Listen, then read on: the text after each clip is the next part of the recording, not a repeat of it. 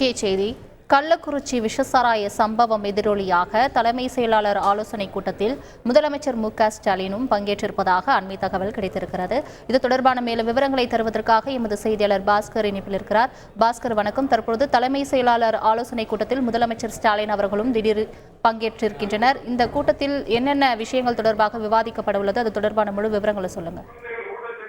அனைத்து மாவட்டத்திலும் எடுக்கப்பட்டிருக்கக்கூடிய நடவடிக்கைகள் என்ன என்பது குறித்து மாவட்ட ஆட்சித்தலைவர்கள் மற்றும் காவல்துறை எஸ்பிக்கள், கமிஷனர்கள் இவர்களிடம் கேட்டறிந்து வருகிறார் தமிழக முதலமைச்சர் மு.க.ஸ்டாலின். இடத்திலிருந்தே காணொலி காட்சி வாயிலாக பங்கேற்றிருக்கிறார். தலைமைச் செயலகத்திலிருந்து தலைமைச் செயலாளர், உள்துறை செயலாளர் பங்கேற்றிருக்கிறார்கள். அதன் அடிப்படையில் பார்க்கும்போது அனைத்து மாவட்ட ஆட்சித்தலைவர்கள் மற்றும் காவல்துறை எஸ்பிக்கள், கமிஷனர்களோடு நடைபெறக்கூடிய இந்த ஆலோசனை கூட்டம் என்பது முக்கியத்துவம் வாய்ந்த கூட்டமாகவே பார்க்கப்படுகிறது. கள்ளக்குறிச்சியின் சம்பவத்தில் எதிரொலியாக நடைபெறக்கூடிய இந்த கூட்டத்தின் வாயிலாக மாவட்டம் முழுவதும் எடுக்கப்பட்டிருக்கக்கூடிய நடவடிக்கைகள் வாயிலாகவும், எடுக்கப்பட வேண்டிய நடவடிக்கை வாயிலாகவும் அதிரடி நடவடிக்கைகளை தீவிரப்படுத்தி சோதனை சாவடிகளில் சோதனைகளை தீவிரப்படுத்த வேண்டும், அதிரடி சோதனை நடத்த வேண்டும்.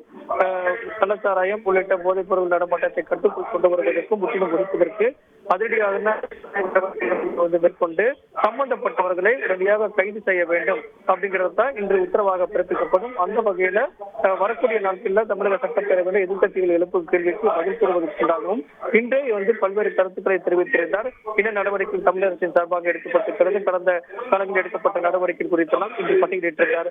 அதே வரையில வாயிலாக மாவட்ட வாரியாக எடுக்கப்பட்டிருக்கக்கூடிய நடவடிக்கையும் மாவட்ட ஆட்சியர்கள் மற்றும் காவல்துறை அதிகாரிகளோடு இணைந்து செயல்பட வேண்டிய உத்தரவுகளும் தமிழக முதலமைச்சரால் இன்று பிறப்பிக்கப்படுகிறது. இந்த கூட்டத்தின் வாயிலாக அந்த வகையில் பார்க்கும்போது இந்த கூட்டம் முக்கியத்துவம் வாய்ந்த கூட்டமாகவே பார்க்கப்படுகிறது.